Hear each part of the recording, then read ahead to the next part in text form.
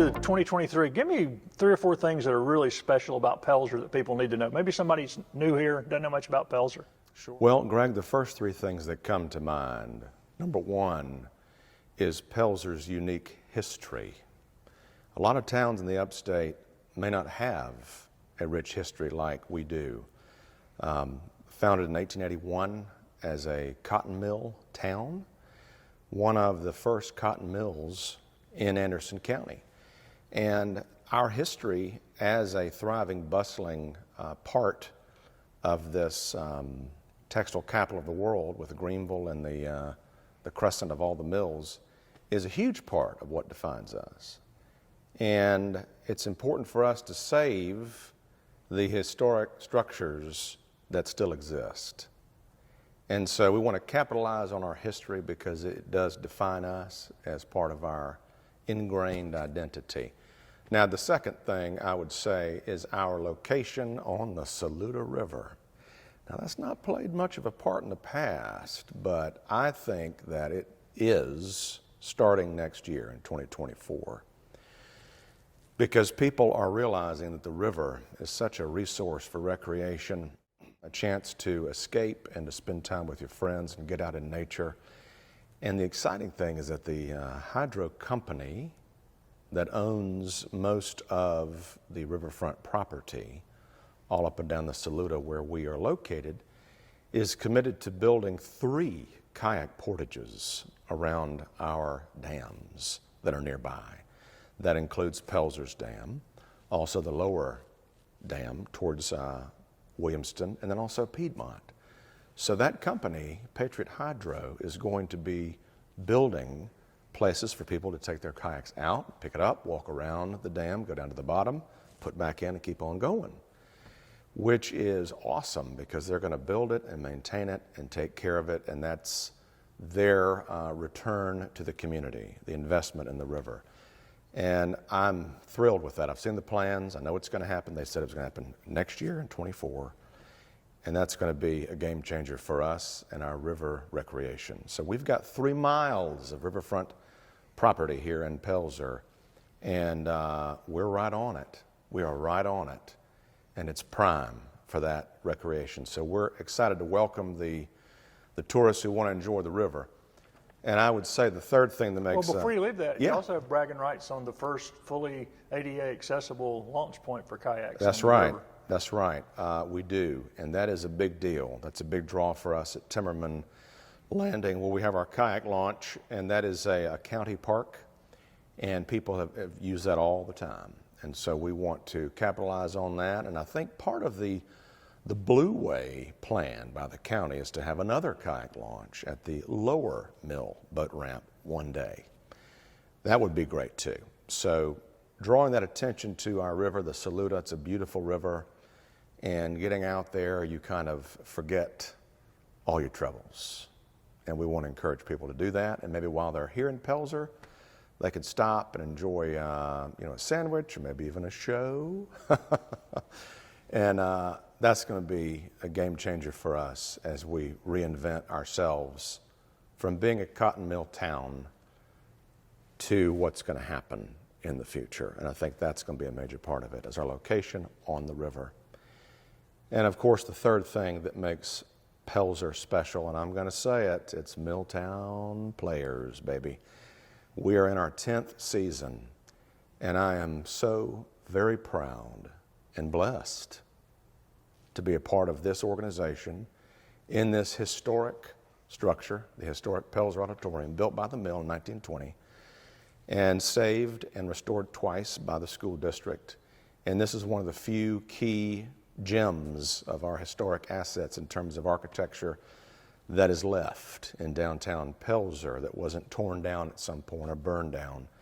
And so to bring new life into this structure and to be here for 10 years, 10th season, is very remarkable, pretty remarkable. And to bring in as many people as we have, I counted it up at the start of the season, we had produced 75 shows and served a total attendance of 225,000 people over our last 9 seasons.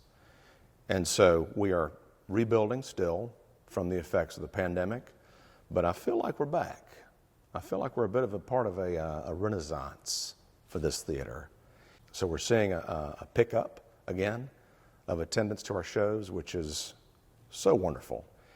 And Milltown Players has become synonymous with the town of Pelzer. Anybody who doesn't live here outside of Pelzer, when you say Pelzer, oftentimes is the first thing they think about. And what a great thing to think about. So I know that many other towns wish they had a thriving community theater like this. And so we're happy to be in Pelzer, and that is definitely a major thing that sets us apart. I will say that the most important thing that happened in Pelzer this past year was we finally decided to sell our water system to Greenville Water. In that agreement came with it a major grant from the federal government for over $6 million, which Greenville Water is going to add to upgrade our water system for the first time since it was installed in the 1940s. That is a cost that the town itself could not incur. We could not take out grants and put that burden on our citizens. We couldn't do it. And our water rates were higher than other towns in the past because it helped to fund the town. So here's what happened. It was all about timing. Greenville Water approached us. They applied for this grant. They got this grant on condition that we sell to them. They now own, maintain, are responsible for, and will pay for the upgrades to our system. So our residents will have better water, better service, brand new lines, a new system, and they don't have to pay for it at all. And that, in conjunction with the sale of the sewer system, dropped everybody's bills, everybody's water bills, by an average of 30%. It was astounding how quickly that changed. And so that was the number one complaint of our citizens when I first got into this. How do you change or alter or drop these high water bills? And we did it. Now, the second part of that is, well, if you're taking away that town revenue, how do you replace it? Because we don't have property taxes. We're not allowed to because of Act 388. Okay? We'll talk about that again in a minute. Well, the timing part is that we started our business licenses for the first time this year. And the revenue from the business licenses made up for the losses we had from the water rates when we owned the system. So it all balanced out. And if you include the amount of money that we saved in what we had to spend in maintaining the water system, it all evened out. So the timing of that was perfect, where we started our business licenses, which we'd never had before, and then sold our water system to Greenville Water, who's going to do some amazing things with that system for our residents in the next couple of years. So you can go outside and drive on the streets. You're already going to see spray paint where they're marking all the lines because there's about to be a major upgrade for the water lines and also the sewer system, because REWA, who now owns the sewer system, also got a major grant to do further upgrades to the sewer system. So our roads are about to be torn up big time, which is going to be a temporary inconvenience, but the result is going to be game-changing for generations to come. And the best part is that our town residents don't have to pay for it. We just had an announcement which has been a long time coming. There is a group that was awarded a federal grant of around $10 million through the Housing and Urban Development, okay? And they are going to build affordable senior housing on the site of the Upper Mill. As you well know, that mill was closed, it was bought, it was demolished and sold for parts. And it is contaminated ground, so it has to be capped. They've been working with DHEC for a long time about how to go about bringing in new development to the Upper Mill site, which is owned by the Pelzer Heritage Commission, a local nonprofit. And this developer is going to restore the old, what's left, the last warehouse structure that was part of the Upper Mill. It's the only thing that's left is the shell of an old warehouse. They're going to use that, they're going to restore it, they're going to renovate it, and they're going to add about, I want to say 80 units for affordable housing for seniors over 62, I believe. And construction for that is supposed to happen in 2024. So it's a surefire deal. Council changed the zoning of that lot to accommodate this development. So it's going to bring in around 80 new units, which is the most significant residential construction we will have had since the 1890s, I believe. And then we know that south of Pelzer, I can't say too much about this because it is in the beginning planning initial phases and of what's going to happen. There's going to be some type of residential development just south of Pelzer in the town, a big piece of land that was bought a couple years ago and we annexed in on Courtney Street. So we're going to have some residential construction happening down there. And I'm assuming it's going to start in 2024 as well. But let me tell you, that's going to really bring in a lot of new people to Pelzer. You know, we have less than 700 homes, I believe, or customers, we should say. And if these numbers play out, I mean, we could be growing by a massive amount.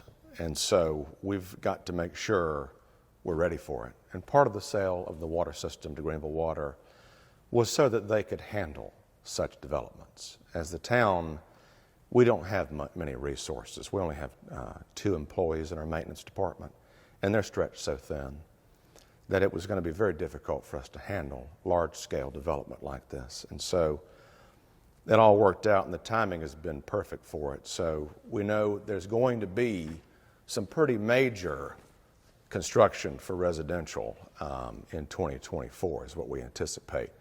Now, if you drive around town, you're also going to see houses still being bought and renovated and sold, and that's very exciting. That's what I'm most excited about, is for people to purchase these old Mill Hill homes that were well built with real wood and renovate them to their needs and to move in. We are in the process of restoring the community building and the old hospital, which was built in 1995 as a lyceum, which is basically a fancy word for library. And it is a one-of-a-kind building, unique to Pelzer. You probably see it every time you drive through here and don't realize what it is. It almost looks like a church. It's got a little spire on the front, and it's all covered up with that hideous vinyl siding. And so we're going through the tax credit process of restoring that fully. It will be very expensive, but we are using some ARPA funds, and hopefully I'm pursuing another source of funding soon to pay for that, to restore it to its original look as closely as we can. That will become an icon of the town. That will become something you want to slow down and look at, to take a picture of. That will become our new town hall. And inside that town hall, there's lots of space for different things. So we'll actually have council chambers, for the first time, dedicated council chambers, which can also serve as a municipal court. It could also serve as a future police station if we can afford to have a police force, if we ever get taxes one day. But it will also have conference rooms and a place to store archives, town history, and it'll be the center of our activity. And then our old town hall, which isn't really a hall, it's more of just a room, our town office, can then become something where we rent it out to a new business and get some extra income for the town. So we're putting a dumpster out there today, and we're starting to clean it out, the old hospital, and we're going to have to take the vinyl siding off of the building as part of the process. It is in the historic district, so it's already a part of the National Register of Historic Places. We're working with Preservation South and Kyle Campbell, which is kind of the go-to guy for any kind of historic renovation he does. We have an architect who's working on plans. I've seen them. And he's going to design an addition to the community building where there used to be an addition for a kitchen and new restrooms, which is going to be great. And so that structure will be restored as closely as possible to the original look after it was enclosed. As you know, we've talked about before, it was an open-air skating rink, probably built in the 1890s, and Kyle Campbell believes that it is the oldest freestanding skating rink left in the state of South Carolina, which makes that building all the more important to save. And thank goodness for our ARPA funding, which is going to pay for this. And through the tax credit process, we get back up to 45% of our investment. So it's smart. Both of these places are going to provide new opportunities for revenue for the town of Pelzer. And those two things are my most important projects for 2024. We continue to try and keep up with the maintenance of our green spaces, which are more prevalent than, I would argue, any other town of our size, anywhere in the state. I can't imagine anybody having as much green space as we do. And so just to keep the grass cut is a challenge sometimes. But with that, what also needs to happen in 2024, and we have to do this, is start that process of our major parks conversion. Now, we have finished the transfer of some property that the Pelzer Heritage Commission has generously gifted us that they no longer needed. One was the old dump site, which was by the river, that they had some folks get some funding to cap it and make sure that it is protected, because it was a contaminated place at one time. The lagoon property on Courtney Street is 120 acres on the river. There are two lots. About 30-something acres of that is within that area. And it is the old sewage ponds, okay? That's not designated as a park. The rest of it, however, is. And so we know that really the only way to grow or place to grow is south, because we're locked in by West Pelzer over here, and the river is kind of our border. And so there's a little bit of room south before you get to Williamston. And so nothing can be built on that property that isn't some type of outdoor recreation, and which we want.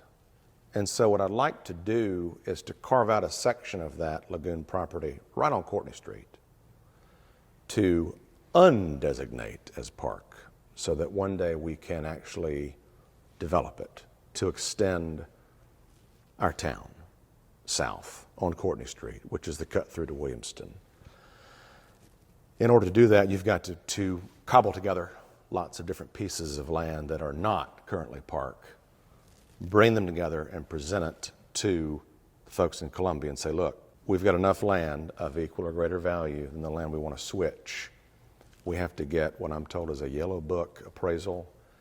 It's got to be equal or greater value, and then we submit it to make the switch. So all this new property, some that we bought, some that was given to us, can become park to be a part of a future trail system. So it's for a purpose. And then a portion of the lagoon property on Courtney Street can be freed up for future development, whether it's going to be commercial or residential, which will be right across the street from the residential construction that's going to be happening next year. So it's a big process. Once you've submitted it, it takes 2 years to go through the system, all the way up to the National Park Service. So I got to get educated on that. I got to get together the final pieces I'm going to include in that big parks conversion. And then we got to submit it and get that ball rolling, because that is our future right there. We have a new business that has already opened. It is a barbershop right down the street at the end of our strip mall. They relocated from West Pelzer because he wanted to have his own place. And so we're real excited about that. And right across the street from that is the old drugstore everybody knows. When they would come home from Clemson games, they'd stop and get some ice cream. Well, that drugstore is going to have some new life next year. There is a family that's been working on that diligently for a long time. And I just spoke to the owner, who's also a resident of Pelzer, right up there at the upper mill. And I'm actually going to go drop by today, see how it's going. And she's telling me all about her ideas of what's going to happen in that building. It is definitely an historic building. It is beautiful on the inside. They're going to open up a coffee shop and potentially offer more as they grow, with lunch and breakfast and hopefully dinner. Those folks at the drugstore are going to open up something fantastic, and I can't wait to talk about that all year long.